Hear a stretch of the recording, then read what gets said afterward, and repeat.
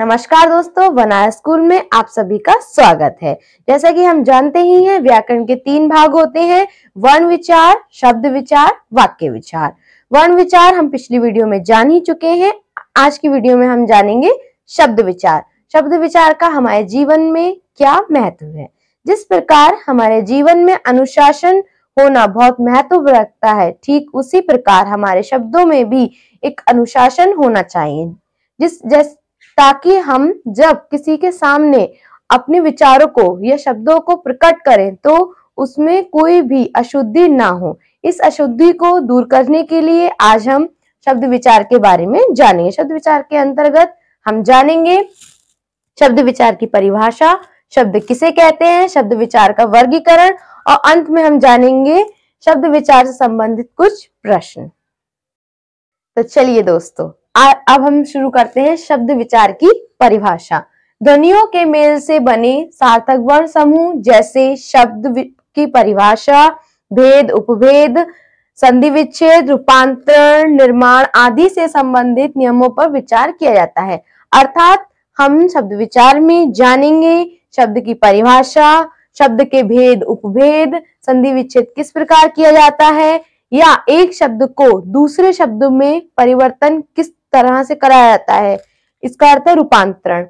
इसी आदि से संबंधित नियमों पर ही हम विचार करेंगे। तो अब हम जानेंगे शब्द की परिभाषा। एक से अधिक ध्वनियों या वर्णों के मेल से बने सार्थक ध्वनि समूह या वर्णों के समूह को शब्द कहते हैं। शब्द विचार का वर्गीकरण अर्थ के आधार पर, रचना के आधार पर, प्रयोग के आधार पर, उत्पत्ति के आधार पर। शब्द का वर्गीकरण हमारे अर्थ के आधार पर होता है, रचना या बनावट के आधार पर किया जाता है, एक प्रयोग के आधार पर भी किया जाता है और उत्पत्ति के आधार पर भी किया जाता है।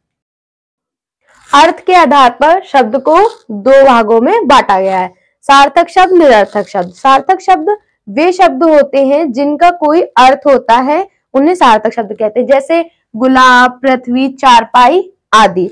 और निरर्थक शब्द वे शब्द होते हैं जिनका कोई भी अर्थ नहीं होता है, या ये भी कह सकते हैं कि जो अर्थहीन होते हैं, जैसे खाना वाना, रोटी वोटी आदि। अब हम जानेंगे रचना के आधार पर शब्द के भेद। रचना के आधार पर शब्द के 3 भेद होते हैं, रूढ़ शब्द, यौगिक शब्द, योग रूढ़ शब्द।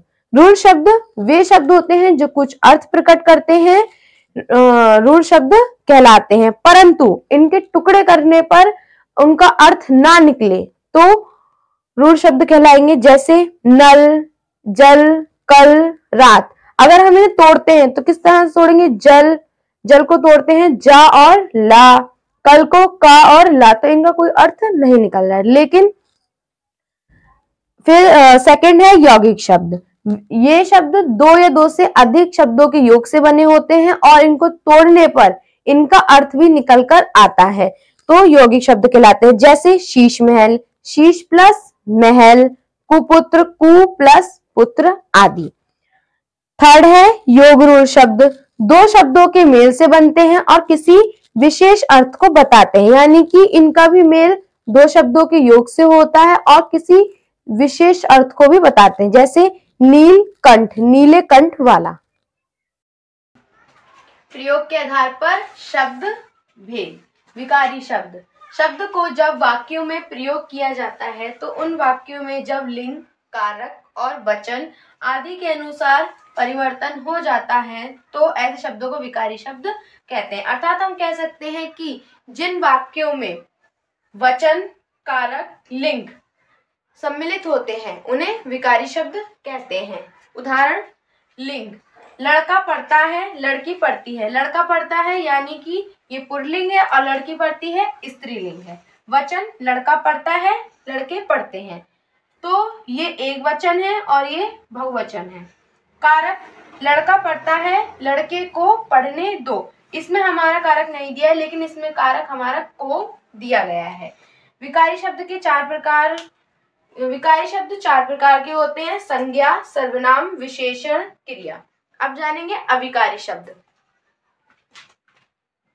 ऐसे शब्द जिन पर लिंग, वचन, कारक इत्यादि किसी का प्रभाव नहीं पड़ता है वे अविकारी शब्द कहलाते हैं, यानी कि इस पर लिंग, वचन, कारक इत्यादि का हमारा कोई भी प्रभाव नहीं पड़ता है। अर्थात हम कह सकते हैं कि ये विकारी शब्द के अपोजिट या विपरीत होते हैं, जैसे किंतु, परंतु, अधिक इत्यादि।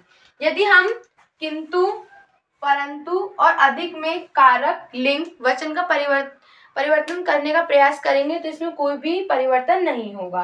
क्रियाबोधक, क्रिया विशेषण, संबंधबोधक तथा विस्मयादिबोधक शब्द तथा समुच्चय बोधक शब्द अविकारी शब्दों के अंतर्गत आते हैं।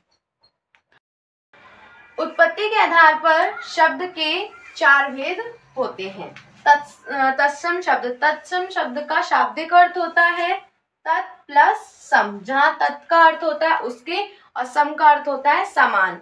उत्पत्ति संस्कृत भाषा में इसका निर्माण संस्कृत भाषा में हुआ है, परंतु हिंदी भाषा में बिना किसी बदलाव के इन शब्दों का प्रयोग किया जाता है। सेकंड, तद्भव शब्द, तद्भव शब्द का भी निर्माण संस्कृत में हुआ है, लेकिन इसको हिंदी भाषा में प्रयोग करने के लिए इसमें कुछ बदलाव किए गए हैं, जैसे दुग्ध का दूध, हस्त का हाथ।